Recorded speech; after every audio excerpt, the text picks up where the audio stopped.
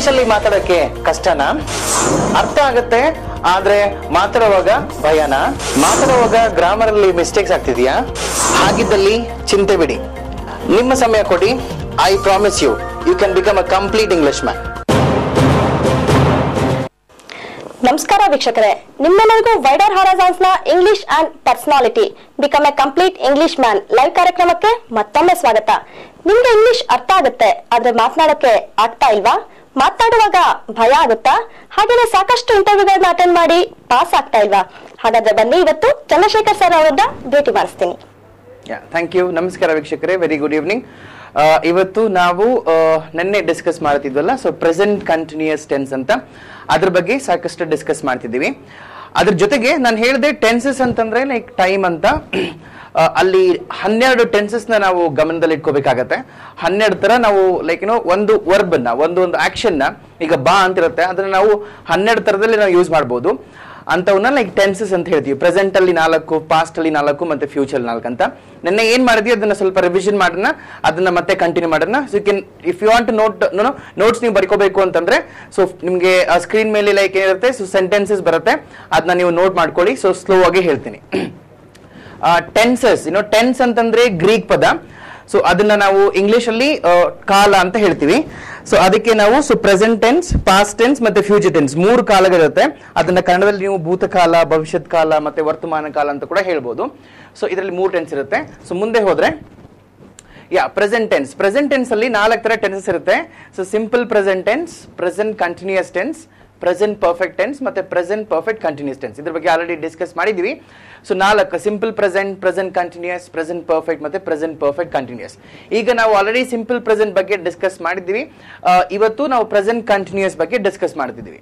So ಮುಂದೆ ಹೋದ್ರೆ present continuous ಅಲ್ಲಿ ನಾನು ಹೇಳಿದೆ ನೆನ್ನೆ, ಪ್ರೆಸೆಂಟ್ ಕಂಟಿನ್ಯೂಯಸ್ ಟೆನ್ಸ್ ಅನ್ನೋದನ್ನ ಸೊ 3 ಒಂದು ವಿಶೇಷ ಲೈಕ್ ಸನ್ನಿವೇಶಗಳಲ್ಲಿ ಯೂಸ್ ಮಾಡ್ತೀವಿ. ಮೊದಲನೇ ಸನ್ನಿವೇಶ ಯಾವುದು ಅಂದ್ರೆ ಆಕ್ಷನ್ ಅಟ್ ಪ್ರೆಸೆಂಟ್ ಅಂತಂದ್ರೆ ಯಾವುದೇ ಒಂದು ಕ್ರಿಯೆ ಈಗ ಸದ್ಯಕ್ಕೆ ನಿಮ್ ಮುಂದೆ ಆಗ್ತಿದ್ರೆ ಅಂತದನ್ನ ಸೊ ಪ್ರೆಸೆಂಟ್ ಕಂಟಿನ್ಯೂಸ್ ಅಂತೀವಿ. ಫಾರ್ ಎಕ್ಸಾಂಪಲ್ ಹೇಳಿದ್ದೆ ನಾನು, ಅದಕ್ಕೆ ಎಕ್ಸಾಂಪಲ್ಸ್ ಕೂಡ ಕೊಡ್ತೀನಿ. 2ನೇ ಕಂಡೀಷನ್ ಏನಪ್ಪಾ ಅಂತಂದ್ರೆ ಪ್ಲಾನ್ಡ್ ಫ್ಯೂಚರ್ ಆಕ್ಷನ್ ಅಂತ.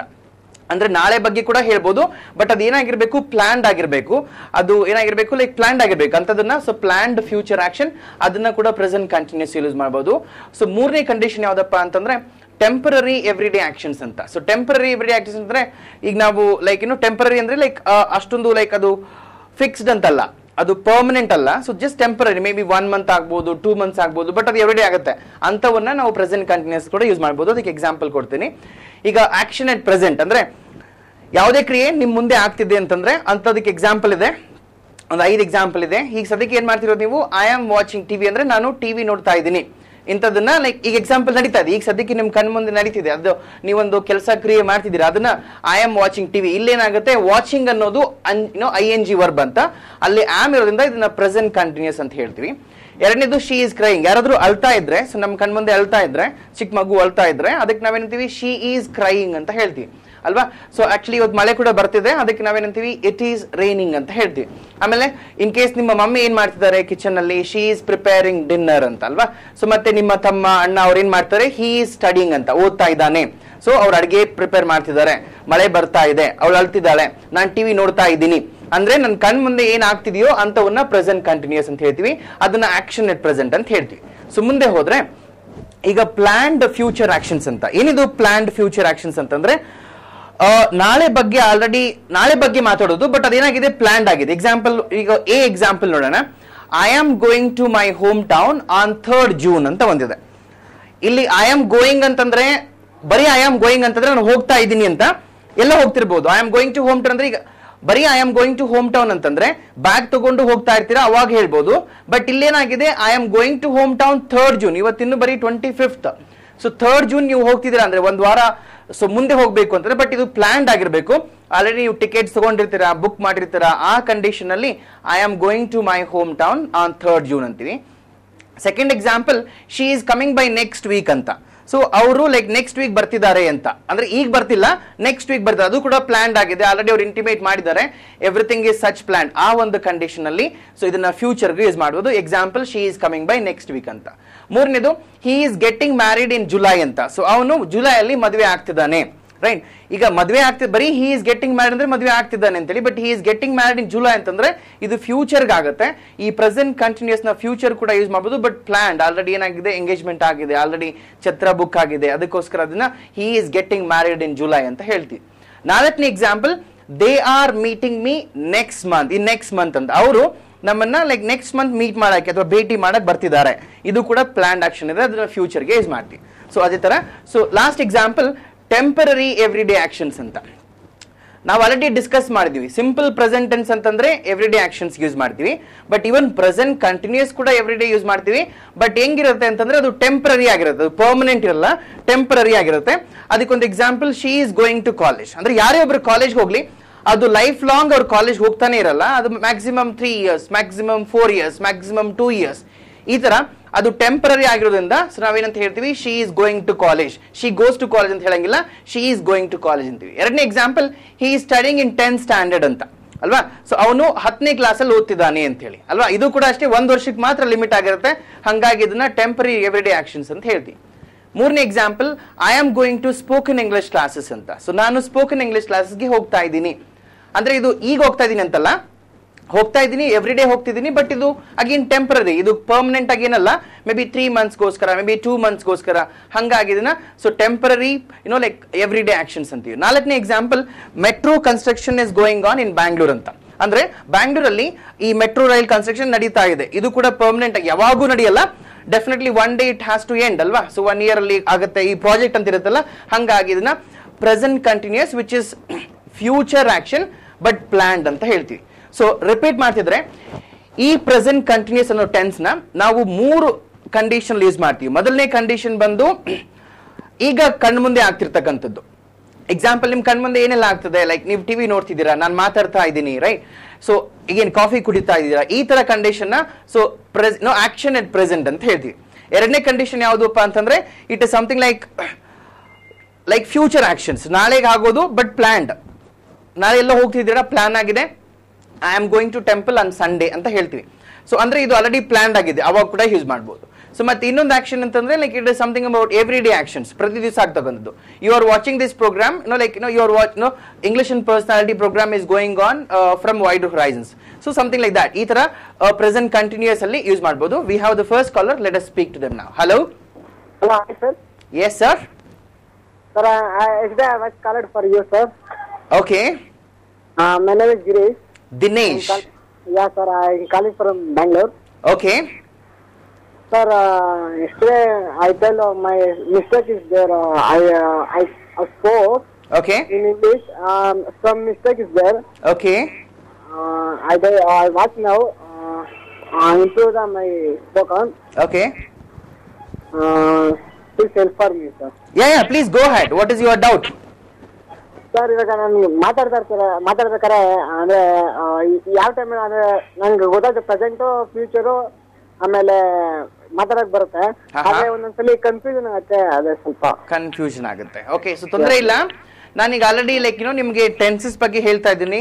So already simple present tense ಅಂದ್ರೆ ಪ್ರತಿ ದಿವಸ ಮಾಡ್ತಕ್ಕಂಥದ್ದನ್ನ ಹೇಗ್ ಮಾತಾಡೋದು, ಈಗ ಸದ್ಯಕ್ಕೆ ಆಗ್ತಿರೋದನ್ನ ಹೇಗ್ ಮಾತಾಡೋದು, ಅದಕ್ಕೊಂದು ಎಕ್ಸಾಂಪಲ್ ಕೊಡ್ತೀನಿ. ಅದನ್ನ ನೀವು ಇಂಗ್ಲಿಷ್ ಅಲ್ಲಿ ಮಾತಾಡಿ ನಿಮಗೆ ಅರ್ಥ ಆಗುತ್ತೆ. ಓಕೆ, ಈಗ ಪ್ರತಿ ದಿವಸ ನೀವು ಎಷ್ಟು ಗಂಟೆಗೆ ಎದ್ದೇಳ್ತೀರಾ ದಿನೇಶ್? ಸರ್ ಎದ್ದೇಳೋದು ಎಷ್ಟು ಗಂಟೆಗೆ ಎದ್ದೇಳ್ತೀರಾ? I am got upping sir, I am get upping in 7 o'clock sir. ಅಲ್ಲಿ ಗೆಟ್ ಅಪಿಂಗ್ ಅನ್ಬಾರ್ದು. ಓಕೆ, ಐ ಗೆಟ್ ಅಪ್ ಅಷ್ಟೇನೆ. I get up at 7 o'clock in the morning. Okay, ಈ ಬರೀ ಐ ಗೆಟ್ ಅಪ್ ಅಂತಂದ್ರೆ ಇದು ಪ್ರತಿ ದಿವಸ ಆಗೋದು. ಓಕೆ, ಈಗ ಲೈಕ್ ಈಗ ಏನ್ ಮಾಡ್ತಿರೋದು ನೀವೀಗ? Watching TV sir. ಇದು ಬಂದು ಪ್ರೆಸೆಂಟ್ ಕಂಟಿನ್ಯೂಸ್ ಅಂತ. ಈಗ ಸದ್ಯಕ್ಕೆ ನಿಮ್ ಕಣ್ ಮುಂದೆ ಆಗ್ತಿದೆಯಲ್ಲ, ಅದಕ್ಕೆ ನಾವು ಐ ಆಮ್ ವಾಚ್ ಅಲ್ಲಿ ING ವರ್ಬ್ ನ ಸೇರಿಸಬೇಕಾಗತ್ತೆ. ಬಟ್ ನೀವು ಪ್ರತಿ ದಿವಸ ಮಾಡ್ತಕ್ಕಂತ ಆಕ್ಷನ್ಸ್ ಗೆ ING ಬೇಕಾಗಿಲ್ಲ, ಡೈರೆಕ್ಟ್ ಆಗಿ ಐ ಗೆಟ್ ಅಪ್ ಅಂತ ಹೇಳ್ಬೋದು. ಪ್ರತಿ ದಿವಸ ನೀವು ಎಷ್ಟೊತ್ತಿಗೆ ಮಲಗೋದು? I sleep at 10 o'clock. You sleep at 10 o'clock ಅಂತಲ್ವಾ? Absolutely right. So you sleep at 10 o'clock ಅಂತಂದ್ರೆ ಅದು ಪ್ರತಿ ದಿವಸ ಆಗುತ್ತೆ, ಸರಿನಾ? ಓಕೆ, ಪ್ರತಿ ದಿವಸ ನೀವು ಊಟ ಮಾಡೋದು ಎಷ್ಟೊತ್ತಿಗೆ? I had lunch 8:30. ಲಂಚ್ ಅಂದ್ರೆ ಮಧ್ಯಾಹ್ನ ಅಲ್ವಾ? Okay sir, 1:30 sir. ಓಕೆ, ಇನ್ನೊಂದ್ಸರಿ ರಿಪೀಟ್ ಮಾಡಿ ಆ ಸೆಂಟೆನ್ಸ್ ನ. I had lunch 1:30. He had ಅನ್ಬಾರ್ದು Dinesh ಇಲ್ಲಿ. ಹ್ಯಾಡ್ ಅಂದ್ರೆ ಆಗೋಗಿರೋದು ಅಂತ. ನಿನ್ನೆ ಎಷ್ಟೊತ್ತಿಗೆ ಮಾಡಿದ್ರಲ್ವಾ ಅಥವಾ ಇವತ್ತು ಎಷ್ಟೊತ್ತಿಗೆ ಅದನ್ನ ಹ್ಯಾಡ್ ಅಂತೀವಿ. ಪ್ರತಿ ದಿವಸ ಮಾಡ್ಬೇಕು ಅಂತಾಗ ಹ್ಯಾವ್ ಅಂತ ಹೇಳ್ಬೇಕು. HAVE have. Okay sir, I have lunch 1:30 at 1:30. Okay sir. Okay, ಈಗ 3 ಸೆಂಟೆನ್ಸ್ ರಿಪೀಟ್ ಮಾಡ್ತೀರಾ? ಓಕೆ ಸರ್, ರಿಪೀಟ್ ಮಾಡಿ. I sleep 10:30. I sleep at ಅಂತ ಬರಬೇಕು. I sleep at 10:30. Okay. I got up at 7:30. Got up or get up? Get up. I get up at 7:30. 7:30. I have lunch 1:30 at 1:30. Excellent ಅಲ್ಲ. ಇದನ್ನ ನೀವು ಪ್ರತಿ ದಿವಸ ಪ್ರತಿ ದಿವಸದ ಬಗ್ಗೆ ಮಾತಾಡ್ಬೇಕಾದಾಗ ಈ ತರ ಹೇಳ್ಬೇಕಾಗತ್ತೆ. Okay sir. ಈಗ ಸದ್ಯಕ್ಕೆ ನೀವ್ ಏನ್ ಮಾಡ್ತಿದ್ದೀರಾ? ಟಿವಿ ನೋಡ್ತಿದ್ದೀರಾ, ನನ್ ಜೊತೆ ಮಾತಾಡ್ತಾ ಇದ್ದೀರಲ್ವಾ? ನಾನ್ ಹೇಳಿದ್ದನ್ನ ಕೇಳ್ತಾ ಇದ್ದೀರಲ್ವಾ? ಈ 3 ಸೆಂಟೆನ್ಸ್ ನ ಇಂಗ್ಲಿಷ್ ಅಲ್ಲಿ ಹೇಗೆ ಹೇಳ್ತಾರೆ ಹೇಳಿ? ಏನ್ ಸರ್, ನಾನು ನೋಡ್ತಾ ಟಿವಿ ನೋಡ್ತಾ ಇದೀನಿ, ಮಾತಾಡ್ತಾ ಇದೀನಿ. ಮತ್ತೆ ನಾನ್ ಮಾತಾಡಿದ್ದನ್ನ ಕೇಳಿಸ್ಕೊಂತಾ ಇದ್ದೀರಾ? Sir, I watching TV. I am watching TV. Okay, I am watching TV. Okay. I am listening your voice. Excellent. And you ಇನ್ನೊಂದು ಸೆಂಟೆನ್ಸ್. ನಾನು ಮಾತಾಡ್ತಾ ಇದ್ದೀನಿ. I am talking for you. For ಅಲ್ಲ, ಟು ಅಂತ. Okay, I am talking to you. Okay sir. Okay, repeat ಮಾಡಿ ಇನ್ನೊಂದ್ಸರಿ. I am talking to you. Good. I am learning to your voice. Excellent. I am watching to your TV. ಟು ಬೇಲ, I am watching TV ಅಷ್ಟೇನೆ. Sir, ಸರಿನಾ? ಇದಕ್ಕೆ present continuous ಅಂತ ಹೇಳ್ತೀವಿ. Okay sir. ಈ ತರ ಕಂಡೀಷನ್ ಅಲ್ಲಿ ಸಿಂಪಲ್ ಪ್ರೆಸೆಂಟ್ ಮತ್ತೆ ಪ್ರೆಸೆಂಟ್ ಕಂಟಿನ್ಯೂಸ್ ಯೂಸ್ ಮಾಡಬೇಕು. ಇದೇ ತರ ಇನ್ನೂ 10 ಟೆನ್ಸಸ್ ಇರುತ್ತೆ ದಿನೇಶ್. ಅದನ್ನ ನಾನು ಪ್ರತಿ ದಿವಸ 7:15 to 8:15 ಪ್ರೋಗ್ರಾಮ್ ಅಲ್ಲಿ ಇದ್ರ ಬಗ್ಗೆ ಡಿಸ್ಕಸ್ ಮಾಡ್ತಿರ್ತೀನಿ. ಪ್ರೋಗ್ರಾಮ್ ನ ತಪ್ಪದೆ ಮಿಸ್ ಮಾಡದೆ ನೋಡಿ. ಸೊ ನಿಮಗೆ ಅದ್ರ ಬಗ್ಗೆ ಐಡಿಯಾ ಸಿಗುತ್ತೆ. ಸರಿನಾ? Yeah, thank you Dinesh. Nice talking to you. Good night. Alright. So nice ವೀಕ್ಷಕರೇ, ಇದೇ ತರ ಆಲ್ರೆಡಿ ಸಿಂಪಲ್ ಪ್ರೆಸೆಂಟ್ ಬಗ್ಗೆ ಡಿಸ್ಕಸ್ ಮಾಡಿದ್ವಿ. ದಿನೇಶ್ ಅವ್ರು ಫೋನ್ ಮಾಡಿದ್ರು, ಅವ್ರಿಗೆ ಹೇಳಿದ್ರು ಪ್ರತಿ ದಿವಸದ ಬಗ್ಗೆ ಆಗೋದನ್ನ ಹೇಗ್ ಮಾತಾಡೋದು, ಸದ್ಯಕ್ಕೆ ಈಗ ಆಗ್ತಿರೋದನ್ನ ಹೇಗ್ ಮಾತಾಡೋದು ಅಂತ. ಸೊ ಅವ್ರಿಗೆ ಹೇಳಿದ್ರು. ಇನ್ ಕೇಸ್ ನಿಮ್ಗೂ ಏನಾದ್ರು ಡೌಟ್ ಇದ್ರೆ ಕಾಲ್ ಮಾಡಬಹುದು. We have the next caller. Let us speak to them now. Hello. Hello. Yes. Good evening, sir. Good evening. I am Jayanti. Yeah, Jayanti. Tell me, how are you? I am Patandur Agrahara. I am from Patandur Agrahara. All right. ನಾನು ಇವಾಗ gas book ಮಾಡಬೇಕು sir. Okay. Now I am booking the gas. Excellent. Hello. Good morning, madam. I am madam. Sorry. I am Jayanti. All right. I am from Patandur Agrahara. Okay. And my customer number is D12065. Excellent. ನೀವು ಯಾವಾಗ ಕಳಿಸ್ತೀರಾ ಮನೆಗೆ ಅಂತ ಕೇಳಿದಾಗ when will you send the cylinder madam? Absolutely nice. Correct sir? Correct, ತುಂಬಾ correct. ಆಮೇಲೆ ನನ್ಗೆ ಕನ್ನಡ ಮಾತಾಡ್ತೀನಿ, ಓದ್ತೀನಿ, ಬಟ್ ಬರೆಯುವಾಗ ಮಿಸ್ಟೇಕ್ಸ್ ಆಗುತ್ತೆ. ಅದು I can read Kannada and speak also. Good. But because I writing is so many mistakes is there. Because ಬೇಕಾಗಿಲ್ಲ. Because ಅಂದ್ರೆ ಏಕೆಂದ್ರೆ ಅಂತ. Hello. ಹೇಳಿ sir. I can speak Kannada. I can also understand, right? Yes sir. I can speak and I can read Kannada. ಆದರೆ ಅಂದ್ರೆ but ಅಂತ ಹೇಳ್ತೀವಿ. But because use must ಬರ್ಬೇಕು ಸರ್. ಬಿಕಾಸ್ ಅಂದ್ರೆ ಏನಕ್ಕೆ ಅಂತ. ಇಲ್ಲಿ ಆದ್ರೆ ಅಂತ ಪದ ಬರ್ಬೇಕಲ್ವಾ, ಅದಕ್ಕೆ ಬಟ್ ಅಂತ ಹೇಳ್ತೀವಿ. ಓಕೆ, ನೀವೇನಂತ ಹೇಳಿದ್ರಿ? ಆದ್ರೆ ಬರೆಯುವಾಗ ಸ್ವಲ್ಪ ಮಿಸ್ಟೇಕ್ಸ್ ಆಗತ್ತೆ ಅಂತಲ್ವಾ. ಈಗ ಯಾವುದೇ ಒಂದು ಕ್ರಿಯೆನ ಬರೆಯುವಾಗ, ಓದುವಾಗ, ಊಟ ಮಾಡುವಾಗ, ಮಲ್ಗುವಾಗ ಅವಾಗ ಒಂದ್ ಪದ